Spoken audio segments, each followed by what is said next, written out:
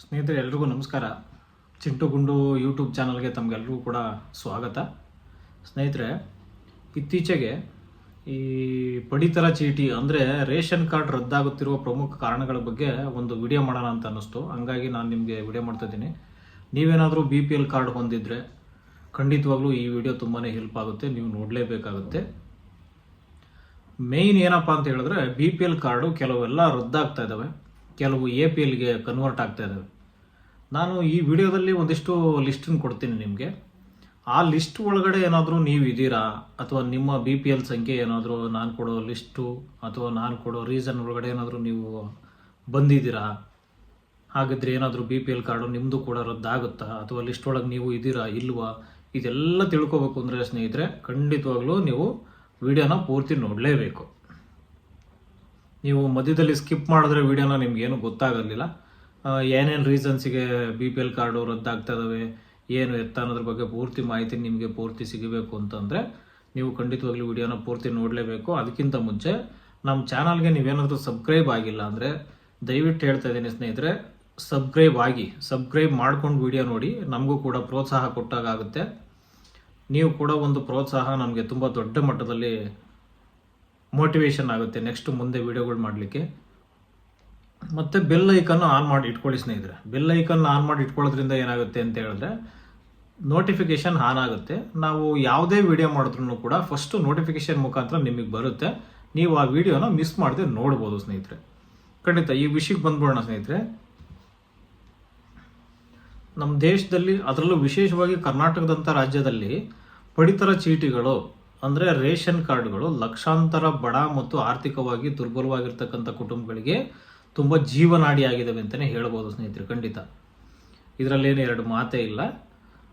ಇಂಥ ಒಂದು ರೇಷನ್ ಕಾರ್ಡ್ಗಳು ಇತ್ತೀಚೆಗೆ ರದ್ದಾಗ್ತಾ ಇದ್ದಾವೆ ಅಥವಾ APLಗೆ ಕನ್ವರ್ಟ್ ಆಗ್ತಾ ಇದ್ದಾವೆ. ಇದಕ್ಕೆ ಸರ್ಕಾರ ಏನು ಹೇಳುತ್ತೆ? ಸರ್ಕಾರ ರೀಸನ್ ಕೊಡೋದೇನಪ್ಪ ಅಂತಂದರೆ ಅನ್ನೆಸಸರಿಯಾಗಿ ಡೂಪ್ಲಿಕೇಟು ರೇಷನ್ ಕಾರ್ಡ್ಗಳು ಇದ್ದಾವೆ, ಮತ್ತು ಬಡ ಜನರಿಗೆ ಸಿಗಬೇಕಾಗಿರ್ತಕ್ಕಂಥ ಸವಲತ್ತು ಎಲ್ಲ ಶ್ರೀಮಂತರಿಗೆ, ಅವ್ರಿಗೆ ಇವ್ರಿಗೆ, ಎಲ್ಲ ಮಧ್ಯಮ ವರ್ಗದವ್ರಿಗೆ ಅಥವಾ ಬಡತನ ರೇಖೆಗಿಂತ ಮೇಲ್ಪಟ್ಟು ಯಾರು ಇದ್ದಾರೋ ಅವ್ರಿಗೆ ಎಲ್ಲ ಈ ಒಂದು ಪಡಿತರ ಆಗಲಿ ಅಥವಾ ಸರ್ಕಾರದ ಸೌಲಭ್ಯ ಆಗಲಿ ಸೋರಿಕೆ ಆಗ್ತಾ ಇದೆ. ಇದನ್ನು ನಾವು ತಡೆಗಟ್ಟಬೇಕು. ಯಾವುದೇ ಕಾರಣಕ್ಕೂ ಮಧ್ಯಮ ವರ್ಗದಲ್ಲಾಗಿರ್ಬೋದು, ಬಡತನ ರೇಖೆಗಿಂತ ಮೇಲ್ಪಟ್ಟಿರ್ತಕ್ಕಂಥವ್ರಿಗೆ ಯಾವುದೇ ಕಾರಣಕ್ಕೂ BPL ಕಾರ್ಡ್ ಆಗಿರ್ಬೋದು ಅಥವಾ BPL ಕಾರ್ಡಿಗೆ ಸಿಗ್ತಕ್ಕಂಥ ಯಾವುದೇ ಸವಲತ್ತಾಗಲಿ ಸಿಗಬಾರ್ದು ಅನ್ನೋ ಉದ್ದೇಶದಿಂದ ಸರ್ಕಾರ ಏನು ಮಾಡ್ತಾ ಇದೆ, ಈ ಒಂದು ಕಾರ್ಡ್ಗಳನ್ನು ಫಿಲ್ಟರ್ ಮಾಡಲಿಕ್ಕೆ ಹೊರಟಿದೆ.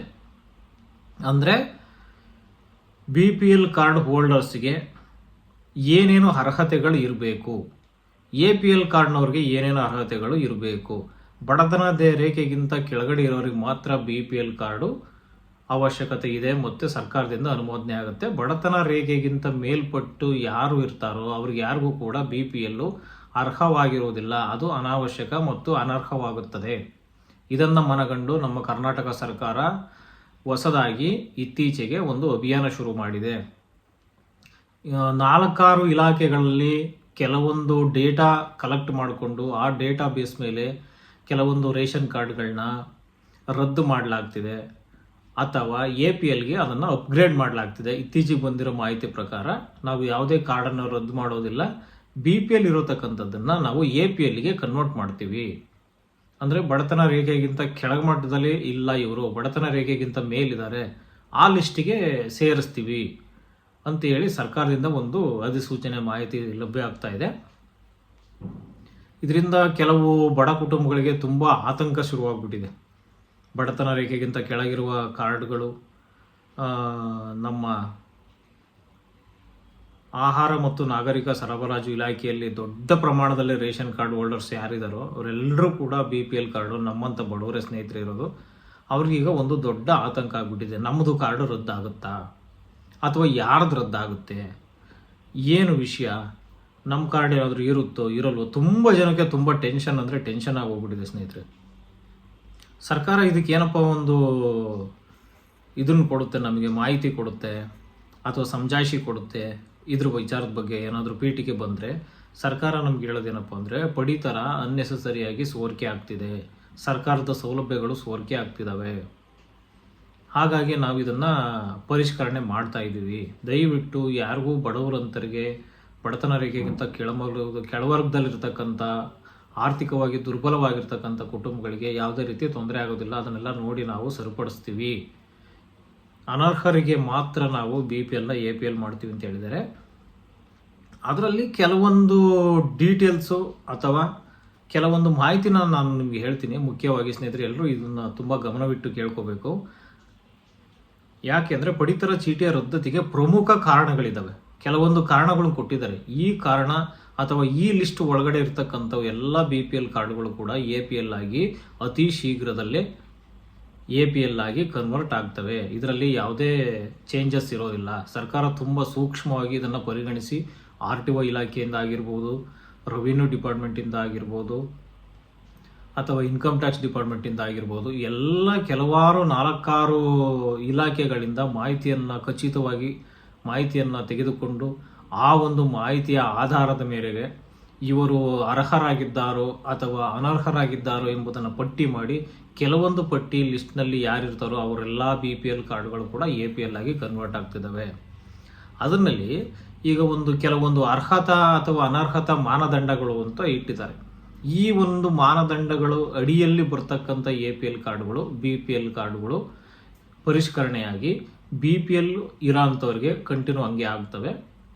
ಅಥವಾ ಅವರೇನಾದರೂ ಅನರ್ಹರಾಗಿದ್ದಾರೆ ಅಂದರೆ ಅದನ್ನು APL ಕನ್ವರ್ಟ್ ಮಾಡಲಾಗುತ್ತೆ. APL ಕಾರ್ಡ್ಗಳದ್ದು ಏನು ಸಮಸ್ಯೆ ಇರೋದಿಲ್ಲ. APL ಹಂಗೆ ಇರ್ತವೆ. ನಿಮಗೆ BPL APL ಅಂದರೆ ಗೊತ್ತಿರ್ಬೋದು. BPL ಅಂದರೆ ಬಡತನ ರೇಖೆಗಿಂತ ಕೆಳಗಡೆ ಮಟ್ಟದಲ್ಲಿರ್ತಕ್ಕಂಥ ಬಡ ಕುಟುಂಬಗಳು, APL ಅಂದರೆ ಬಡತನ ರೇಖೆಗಿಂತ ಮೇಲ್ಪಟ್ಟು ಇರ್ತಕ್ಕಂಥ ಕುಟುಂಬಗಳು.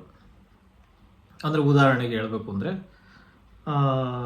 1.2 ಲಕ್ಷ ಆದಾಯ ವಾರ್ಷಿಕವಾಗಿ ಕುಟುಂಬದ ಆದಾಯ ಯಾರಿಗಿರುತ್ತೋ ಅವರು ಬಡತನ ರೇಖೆಗಿಂತ ಕೆಳವರ್ಗದವರು ಅಂತ ತೀರ್ಮಾನ ಮಾಡಲಾಗುತ್ತೆ. 1.2 ಲಕ್ಷಕ್ಕಿಂತ ಹೆಚ್ಚು ಆದಾಯವನ್ನು ಯಾವ ಕುಟುಂಬ ಹೊಂದಿರುತ್ತೋ ಅದು ಬಡತನ ರೇಖೆಗಿಂತ ಮೇಲ್ಪಟ್ಟಿರ್ತಕ್ಕಂಥ ಕುಟುಂಬ ವರ್ಗ ಅಂತ ಸರ್ಕಾರದಿಂದ ಡಿಕ್ಲೇರ್ ಮಾಡ್ತಾರೆ ಸ್ನೇಹಿತರೆ. ನೆಕ್ಸ್ಟ್ ಒಂದೇನಪ್ಪ ಅಂತ ಹೇಳಿದ್ರೆ, ಅರ್ಹತಾ ಮಾನದಂಡಗಳನ್ನು ನೋಡೋದಾದರೆ 1.2 ಲಕ್ಷ ಆದಾಯವನ್ನು ಮೀರಿದ್ದರೆ, ವಾರ್ಷಿಕವಾಗಿ ಆ ಕುಟುಂಬದ ಆದಾಯ 1,20,000ಕ್ಕಿಂತ ಜಾಸ್ತಿ ಇದ್ದು, ಇನ್ಕಮ್ ಸರ್ಟಿಫಿಕೇಟ್ ಏನಾದರೂ 1.20 ಅಥವಾ 1.5 ಈ ಥರ ಏನಾದರೂ ಇದ್ದರೆ ಅವ್ರದ್ದು ಕೂಡ BPL APL ಆಗುತ್ತದೆ. ಇದು ಮೊದಲನೇದು. ವಾರ್ಷಿಕ ಆದಾಯ ಮಿತಿ 1.2 ಲಕ್ಷ ಇರಬೇಕು. ಎರಡನೇದು, ನೀವು ಯಾವುದರಲ್ಲಿ ಇದ್ದೀರಾ ಇದನ್ನು ವಿಚಾರ ಮಾಡ್ಕೊಳ್ಳಿ ಸ್ನೇಹಿತರೆ. ಎರಡನೇ ಮಾನದಂಡ, ಸರ್ಕಾರಿ ನೌಕರರು, ಸರ್ಕಾರಿ ಉದ್ಯೋಗದಲ್ಲಿ ಇರ್ತಕ್ಕಂಥವ್ರು. ಅಂದರೆ ಯಾವ ಕುಟುಂಬದಲ್ಲಿ ಯಾರಾದರೂ ಒಬ್ಬ ಸದಸ್ಯರು ಕೂಡ ಸರ್ಕಾರದ ಕೆಲಸದಲ್ಲಿ ಏನಾದರೂ ಸರ್ಕಾರಿ ಕೆಲಸವನ್ನು ನಿರ್ವಹಿಸ್ತಿದ್ದು ಗೌರ್ಮೆಂಟ್ ಅಪಾಯಿಂಟ್ ಆಗಿದ್ದರೆ ಅಂಥ ಕುಟುಂಬದ ಕಾರ್ಡು ಒಬ್ಬರದೇ ಅಲ್ಲ, ಆ ಕುಟುಂಬದ BPL ಕಾರ್ಡು APL ಕಾರ್ಡ್ ಆಗಿ ಕನ್ವರ್ಟ್ ಆಗುತ್ತದೆ. ಇದನ್ನು ಗಮನದಲ್ಲಿಟ್ಕೊಳ್ಳಿ. ಯಾರಾದರೂ ಒಬ್ಬರು ಎಂಪ್ಲಾಯ್ ಆಗಿದ್ದರೂ ಸಾಕು, ಮಿನಿಮಮ್ 15,000 ರೂಪಾಯಿಗಿಂತ ಜಾಸ್ತಿ ಸಂಬಳ ತಗೊಳ್ಳೋ ಎಂಪ್ಲಾಯ್ ಯಾರಿರ್ತಾರೋ ಅವ್ರದ್ದು ಕೂಡ BPL ಕಾರ್ಡು APL ಆಗಿ ಕನ್ವರ್ಟ್ ಆಗುತ್ತದೆ. ನೆಕ್ಸ್ಟ್ ಮೂರನೇ ಮಾನದಂಡ ನೋಡೋದಾದರೆ ಆದಾಯ ತೆರಿಗೆ ಪಾವತಿದಾರರು. ಅಂದರೆ ಯಾರು ನಮಗೆ ಆದಾಯ ಜಾಸ್ತಿ ಇದೆ ಅಂತ ಹೇಳ್ಬಿಟ್ಟು GST ಮಾಡಿಸಿ ಟ್ಯಾಕ್ಸ್ ಕಟ್ತಾ ಇದ್ದಾರಲ್ಲ, ಅಂಥ ಟ್ಯಾಕ್ಸ್ ಪೇಯರ್ ಏನಾದರೂ ಆ ಕುಟುಂಬದಲ್ಲಿ ಯಾರಾದರೂ ಒಬ್ಬರು ಟ್ಯಾಕ್ಸ್ ಕಟ್ಟಿದ್ರು ಸಾಕು, ಆ ಕುಟುಂಬವನ್ನು ಬಡತನ ರೇಖೆಗಿಂತ ಮೇಲ್ಪಟ್ಟಿರುವ ವರ್ಗ ಅಂತ ತೀರ್ಮಾನಿಸಿ ಸರ್ಕಾರ ಆ ಒಂದು BPL ಕಾರ್ಡನ್ನು APL ಆಗಿ ಕನ್ವರ್ಟ್ ಮಾಡೋಕ್ಕೆ ಮುಂದಾಗುತ್ತದೆ.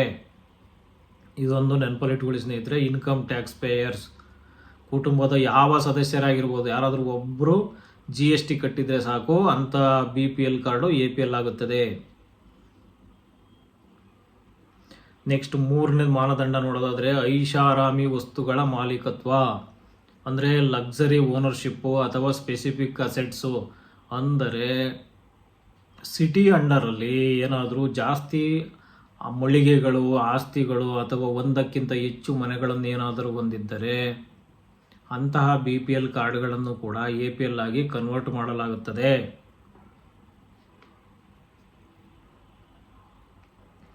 ಇನ್ನು ಕುಟುಂಬದ ಯಾವ ಸದಸ್ಯರಾಗಿರಬಹುದು, ಯಾರಾದರೂ ಒಬ್ಬರು ಸದಸ್ಯರ ಹೆಸರಿನಲ್ಲಿ ನಿರ್ದಿಷ್ಟ ಗಾತ್ರದ 4 ಚಕ್ರದ ವಾಹನ, ಅಂದರೆ car, jeep, SUV, private white board ಗಾಡಿ ಏನಾದರೂ ಕಾರು ಅಥವಾ ಜೀಪನ್ನು ಏನಾದರೂ ಹೊಂದಿದ್ರೆ ಅಂತಹ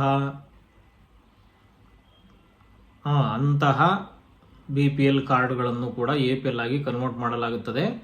ಅಂದರೆ ಇದಕ್ಕೆ ಯೆಲ್ಲೋ ಬೋರ್ಡು ಅನ್ವಯಿಸಲ್ಲ ಸ್ನೇಹಿತರೆ. ಈಗ ಏನಾದರೂ ಟಾಟಾ AC ಅಥವಾ ಏನಾದರೂ ಸಿಟಿ ಟ್ಯಾಕ್ಸಿ ಕಾರ್ಗಳು, ಯೆಲ್ಲೋ ಬೋರ್ಡ್ ಕಾರ್ಡ್ಗಳು ಬಾಡಿಗೆ ಹೊಡಿಯೋಕ್ಕೆ ಅಂತ ತಗೊಂಡಿರ್ತಾರಲ್ಲ, ಅಂಥವ್ರದ್ದು ಏನೂ ಸಮಸ್ಯೆ ಇಲ್ಲ. ಮೇಯ್ನಾಗಿ ಅವರು ವೈಟ್ ಬೋರ್ಡ್ ಅಂದರೆ ಸ್ವಂತ ಬಳಕೆಗಾಗಿ ಏನಾದರೂ SUV ಅಥವಾ ಕಾಸ್ಟ್ಲಿ ಕಾರನ್ನು ಹೊಂದಿದ್ರೆ, ಇಲ್ಲಿ ಕಾರಿಂದ ರೈಟ್ ಕೂಡ ಕೊಟ್ಟಿಲ್ಲ. ಅವ್ರು ಏನು ಹೇಳಿದ್ದಾರೆ ಏನಪ್ಪ ಅಂತ ಹೇಳಿದ್ರೆ, ಕಾರು ಅಥವಾ ಜೀಪು ಅಥವಾ SUV ಸಿಗ್ಮೆಂಟು, ಈ 3-4 ಕ್ಯಾಟಗರಿ ಕ್ಯಾಟಗರಿ ಒಳಗೆ ಯಾವುದೇ ಕಾರ್ ಆಗಿರ್ಬೋದು, ಆ ಫ್ಯಾಮಿಲಿನಲ್ಲಿ ಯಾರಾದರೂ ಒಬ್ಬರು ಅವ್ರ ಹೆಸರಿಗೆ ರಿಜಿಸ್ಟ್ರೇಷನ್ ಮಾಡಿಸ್ಕೊಂಡಿದ್ರೆ ಅಂಥ ಒಂದು ಫ್ಯಾಮಿಲಿಯ BPL ಕಾರ್ಡನ್ನು APL ಕಾರ್ಡ್ ಆಗಿ ರದ್ದು ಮಾಡಲಾಗುತ್ತೆ ಅಥವಾ APL ಕಾರ್ಡ್ಗೆ ಕನ್ವರ್ಟ್ ಮಾಡಲಾಗುತ್ತೆ. ಇನ್ನು ನಗರ ಪ್ರದೇಶಗಳಲ್ಲಿ, ಪುರಸಭೆ ಇದಕ್ಕೆ ಅನ್ವಯಿಸಲ್ಲ ಅನಿಸುತ್ತೆ. ನಗರಸಭೆ ಪ್ರದೇಶಗಳಲ್ಲಿ 1,000 ಚದರ ಅಡಿಗಿಂತ ಹೆಚ್ಚಿನ ವಿಸ್ತೀರ್ಣದ ಮನೆ ಅಥವಾ ಪ್ಲಾಟ್, ನಾನು ಅವಾಗಲೇ ಹೇಳಿದೆ ಸ್ನೇಹಿತರೆ, ಮನೆ ಕಮರ್ಷಿಯಲ್ ಆಗಿದ್ದು ರೈಟ್ ಜಾಸ್ತಿಯಿಂದಾಗಿದ್ದು, ಪುರಸಭೆ ಅಂದರೆ ಸಣ್ಣ ಪುಟ್ಟ ಬರ್ತಾವಲ್ಲ ಹೋಬಳಿ ಲೆವೆಲ್ಲು, ಅಂಥವು ಇದಕ್ಕೆ ಅನ್ವಯಿಸಲ್ಲ. ತಾಲೂಕ್ ಲೆವೆಲ್ ಮಟ್ಟದಿಂದ ಮೇಲ್ಪಟ್ಟು ಯಾವ ನಗರದಲ್ಲಿ ಮಿನಿಮಮ್ 100x10 ಅಥವಾ 50x20 1,000 ಚದರ ಅಡಿ ಇದಕ್ಕಿಂತ ಜಾಸ್ತಿ ಹೊಂದಿದ್ರೆ ಅಂಥ BPL ಕಾರ್ಡನ್ನು ಅಂಥ ಫ್ಯಾಮಿಲಿಯರ್ದ APL ಕಾರ್ಡ್ ಆಗಿ ಕನ್ವರ್ಟ್ ಮಾಡಲಾಗುತ್ತದೆ. ಹೋಬಳಿ ಕೇಂದ್ರ ಅಥವಾ ಗ್ರಾಮ ಪಂಚಾಯಿತಿಯನ್ನು ಹೊರತುಪಡಿಸಿ ಇವಕ್ಕೆಲ್ಲ ಅನ್ವಯಿಸೋದಿಲ್ಲ. ನಮ್ಮದು ಹಳ್ಳಿ ಕಡೆಯಲ್ಲಿ ಒಂದು ದೊಡ್ಡ ಮನೆ ಐತೆ, ಕಂಸಾಲಿನ ಮನೆ ಐತೆ, ಹಳೆ ಮನೆ ಐತೆ, ಸ್ವಲ್ಪ ಜಮೀನು ಐತೆ, ಇಲ್ಲ ಅವ್ರಿಗೆಲ್ಲ ಏನು ಅನ್ವಯಿಸೋದಿಲ್ಲ.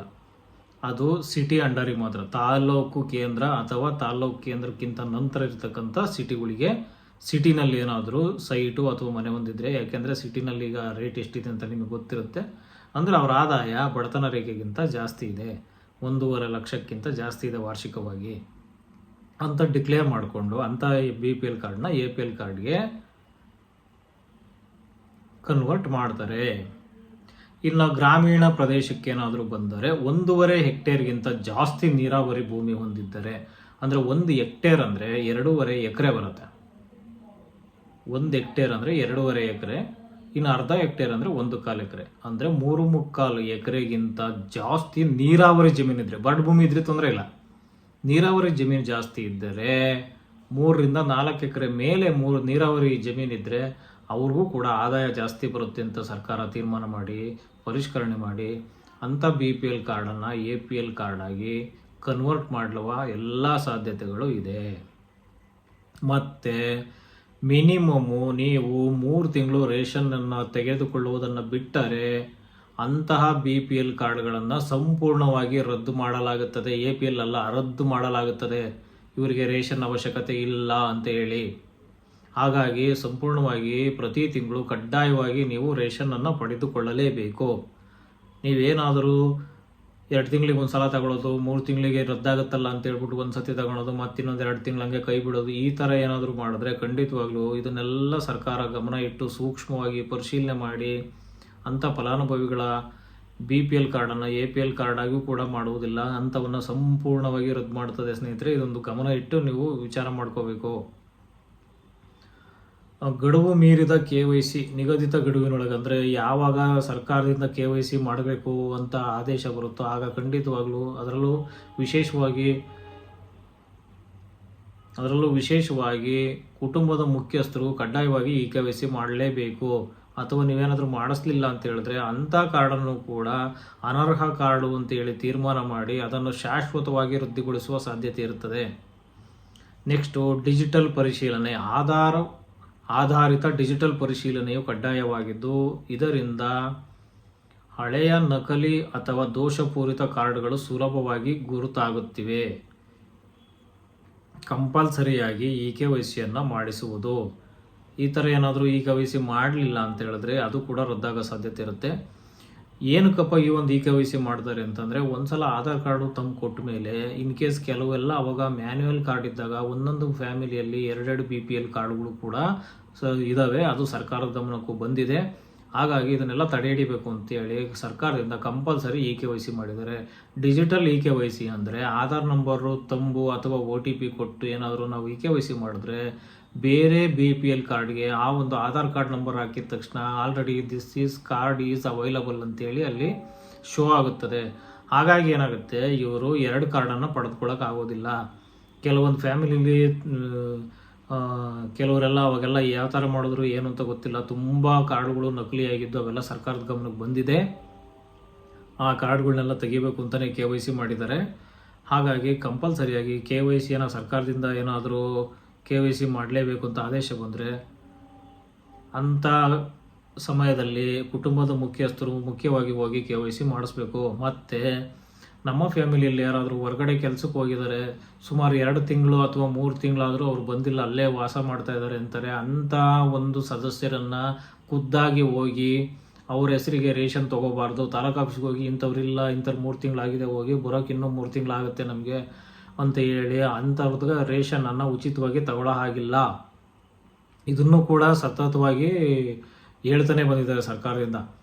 ಈ ಕೆಲವರೆಲ್ಲ ತೀರೋಗಿರುತ್ತೆ, ಕೆಲವ್ರ ಮನೇಲಿ ತೀರೋಗಿರ್ತಾರೆ ವಯಸ್ಸಾಗಿರೋರು, ಅವ್ರ ಹೆಸರಿಗೂ ಕೂಡ ತುಂಬ ತಿಂಗಳುಗಳು ಕಾಲ ರೇಷನ್ ಬರ್ತಿರುತ್ತೆ. ಇವೆಲ್ಲ ಸರ್ಕಾರದ ಗಮನಕ್ಕೆ ಬಂದಿದೆ. ಹಾಗಾಗಿ ಇಂತಹ ಸನ್ನಿವೇಶಗಳಲ್ಲಿ ಕುಟುಂಬದ ಮುಖ್ಯಸ್ಥರು ಅಥವಾ ಕುಟುಂಬದ ಸದಸ್ಯರು ಯಾರಾದರೂ ಒಬ್ಬರು ಆನ್ಲೈನ್ ಸೆಂಟರ್ಗಳಿಗಾಗಲಿ ಅಥವಾ ತಾಲೂಕು ಆಫೀಸಿಗಾಗಲಿ ಹೋಗಿ ನೀವು ಇಂಥವ್ರು ನಮ್ಮ ಮನೆಯಲ್ಲಿ ಈ ಥರದವರು ತೀರೋಗಿದ್ದಾರೆ, ಅಥವಾ ಇವರು ಬೇರೆ ವಾಸ ಇದ್ದಾರೆ, ಅಥವಾ ಇವರು ಹೊರಗಡೆ ವಲಸೆ ಕೆಲಸಕ್ಕೆ ಹೋಗಿದ್ದಾರೆ, ಇವರು ಬರೋದಿಲ್ಲ, ಮಿನಿಮಮ್ 6 ತಿಂಗಳು 3 ತಿಂಗಳು ಬರೋದಿಲ್ಲ, ಏನೋ ಈ ತಿಂಗಳು ಹೋಗಿದ್ದಾರೆ ಮುಂದಿನ ತಿಂಗಳು ಬರ್ತಾರೆ, ತೊಂದರೆ ಇಲ್ಲ, ರೇಷನ್ ತೊಗೋಬೋದು. ಶಾಶ್ವತವಾಗಿ 2-3 ತಿಂಗಳು ಏನಾದರೂ ಮನೆಯಿಂದ ದೂರ ಇದ್ದು ಅಂಥ ಸದಸ್ಯರದ್ದು ರೇಷನ್ ಏನಾದರೂ ಪಡೆದ್ರೆ, ಅಂತಹ BPL ಕಾರ್ಡ್ ಏನಾದರೂ ಸರ್ಕಾರದ ಗಮನಕ್ಕೆ ಬಂದರೆ ಅದನ್ನು ಕೂಡ ಶಾಶ್ವತವಾಗಿ ಕಾರ್ಡನ್ನು ರದ್ದು ಮಾಡುವ ಎಲ್ಲ ಸಾಧ್ಯತೆ ಇದೆ. ಸ್ನೇಹಿತರೆ, ದಯವಿಟ್ಟು ಇದನ್ನು ತುಂಬ ಸೂಕ್ಷ್ಮವಾಗಿ ಪರಿಗಣಿಸಿ. ಇದೊಂದು ದೊಡ್ಡ ಪ್ರಮಾಣದ ಪರಿಶೀಲನೆ ನಡೀತಿದೆ. ಅಂದರೆ ಡೇಟಾ ವೆರಿಫಿಕೇಷನ್ ತುಂಬ ಡಿಜಿಟಲಿಯಾಗಿ ನಡೀತಾ ಇದೆ. ಹಾಗಾಗಿ ಇಂಥವೆಲ್ಲ ತುಂಬ ಸೂಕ್ಷ್ಮ ವಿಚಾರಗಳನ್ನು ತುಂಬ ಸಂಪೂರ್ಣವಾಗಿ ನೀವು ಗಮನದಲ್ಲಿಟ್ಟುಕೊಂಡು ಆ ಥರ ಏನಾದರೂ ಮಿಸ್ಯೂಸ್ ಆಗಿದ್ದರೆ ಇವಾಗಲೇ ಸರ್ಕಾರದ ಗಮನಕ್ಕೆ ತರಬೇಕು. ಅಂದರೆ ನಿಮ್ಮ ಹತ್ತಿರದ ತಾಲೂಕು ಕಚೇರಿಗೆ ಹೋಗಿ ಅಲ್ಲಿ ನಮ್ಮ ಸಮಸ್ಯೆ ಈ ಥರ ಆಗಿದೆ ಅಂತ ಹೇಳಿ ಅವ್ರಿಗೊಂದು ಅರ್ಜಿಯನ್ನು ಕೊಟ್ಟರೆ ಅವರು ನಿಮ್ಮ ಕಾರ್ಡನ್ನು ರದ್ದು ಮಾಡೋದಿಲ್ಲ. ನೀವೇ ಏನಾದರೂ ಬಹಳ ದಿನಗಳಿಂದ ನಿಮ್ಮ ಸದಸ್ಯರು ಯಾರಾದರೂ ದೂರ ಹೋಗಿದ್ದು, ಅಥವಾ ಏನಾದರೂ ವಲಸೆ ಹೋಗಿದ್ದು, ಅಥವಾ ಏನಾದರೂ ಮನೇಲಿ ತೀರೋಗಿ ರೇಷನ್ ಬರ್ತಾ ಇದ್ದು, ಅಂಥವೇನಾದರೂ ನಿಮ್ಮ ಸಮಸ್ಯೆಗಳಿದ್ದರೆ ತಕ್ಷಣವೇ ನಿಮ್ಮ ತಾಲೂಕು ಕಚೇರಿಗೆ ಹೋಗಿ ಅರ್ಜಿ ಕೊಡ್ಬೋದು. ಅದಕ್ಕೆಲ್ಲ ಅವಕಾಶನೂ ಕೊಟ್ಟಿದ್ದಾರೆ. ಆ ಅರ್ಜಿ ಅವಕಾಶ ಏನಾದರೂ ನಿಂತೋದ ಮೇಲೆ ನೀವು ಹೋದರೆ ದಂಡದ ಸಮೇತ ನೀವು ರೇಷನ್ ಕಾರ್ಡನ್ನು ರದ್ದು ಮಾಡಿಸ್ಕೊಳ್ಬೇಕಾಗುತ್ತೆ. ಕೆಲವರಿಗೆಲ್ಲ ದಂಡ ಬಂದಿದೆ, ದಂಡನೂ ಕೂಡ ಕಟ್ತಾ ಇದ್ದಾರೆ. ಇತ್ತೀಚೆಗೆ ಪಡಿತರ ಚೀಟಿಗಳ ರದ್ದತಿ ಅಥವಾ ವರ್ಗಾವಣೆ ಪ್ರಕ್ರಿಯೆಯು ಸರ್ಕಾರದ ಕಲ್ಯಾಣ ವ್ಯವಸ್ಥೆಯನ್ನು ಸುಧಾರಿಸುವ ಮತ್ತು ಸಂಪನ್ಮೂಲಗಳನ್ನು ಉತ್ತಮವಾಗಿ ಬಳಸುವ ಪ್ರಯತ್ನವಾಗಿದೆ. 1.2 ದಶಲಕ್ಷಕ್ಕಿಂತಲೂ ಹೆಚ್ಚು ಅನರ್ಹ ಅಥವಾ ನಕಲಿ ಕಾರ್ಡ್ಗಳನ್ನು ಗುರುತಿಸಲಾಗಿದೆ ಎಂದು ಸರ್ಕಾರ ಹೇಳುತ್ತದೆ. ಆದರೆ ಈ ಪ್ರಕ್ರಿಯೆಯು ಅನೇಕ ಸವಾಲುಗಳನ್ನು ಎದುರಿಸುತ್ತಿದೆ.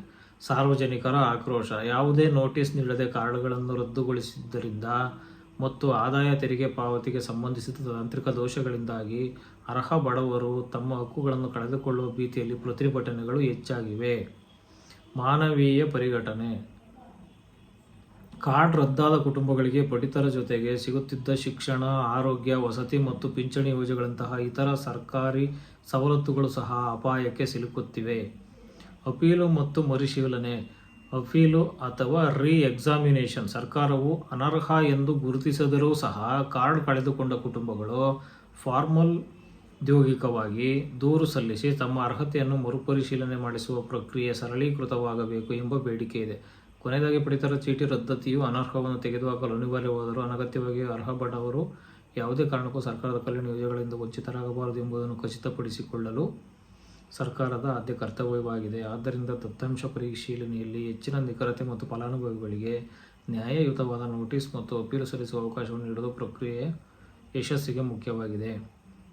ಸ್ನೇಹಿತರೆ, ಇನ್ನೊಂದು ವಿಚಾರ, ಅಕಸ್ಮಾತ್ ನಿಮ್ಮ ಕಾರ್ಡ್ ಏನಾದರೂ ರದ್ದಾಯಿತು, ನೀವು ಬಡವರಾಗೇ ಇದ್ದೀರಾ, ಬಡತನ ರೇಖೆಗಿಂತ ಕೆಳಗಿದ್ದೀರಾ, ಸರ್ಕಾರ ಯಾವುದಾದ್ರೂ ತಪ್ಪು ಮಾಹಿತಿಯನ್ನು ತೆಗೆದುಕೊಂಡು ನಿಮ್ಮ ಕಾರ್ಡನ್ನು ರದ್ದು ಮಾಡಿದ್ರೆ ನೀವು ತಕ್ಷಣ ಅಪೀಲ್ ಹೋಗಬಹುದು. ಅಂದರೆ ತಾಲ್ಲೂಕು ಕಚೇರಿಗೆ ಹೋಗಿ ನಿಮ್ಮ ಆದಾಯ ಪ್ರಮಾಣ ಪತ್ರ, ನಿಮ್ಮ ಒಂದು ಡೇಟಾಬೇಸಲ್ಲಿ ಇರ್ತೈತೆ, ನೀವು ಯಾವುದು GST ಕಟ್ಟಿಲ್ಲ, ನಿಮ್ಮ ಬ್ಯಾಂಕ್ ಪಾಸ್ಬುಕ್ಕು, ನಮ್ಮ ಆದಾಯ ಎಷ್ಟಿದೆ, ನಾವು ಈ ಥರ ಕೂಲಿ ಮಾಡ್ತಾಯಿದ್ದೀವಿ, ಇದೆಲ್ಲ ನಮಗೆ ನಾವು ಪ್ರಮಾಣ ಮಾಡಿ ಅಂತೇಳಿ ಪ್ರಮಾಣ ಪತ್ರ ಕೊಡ್ತಾರೆ ಒಂದು, ಅಂದರೆ ನೋಟ್ರಿ ಅಂತ ಕರಿತೀವಿ.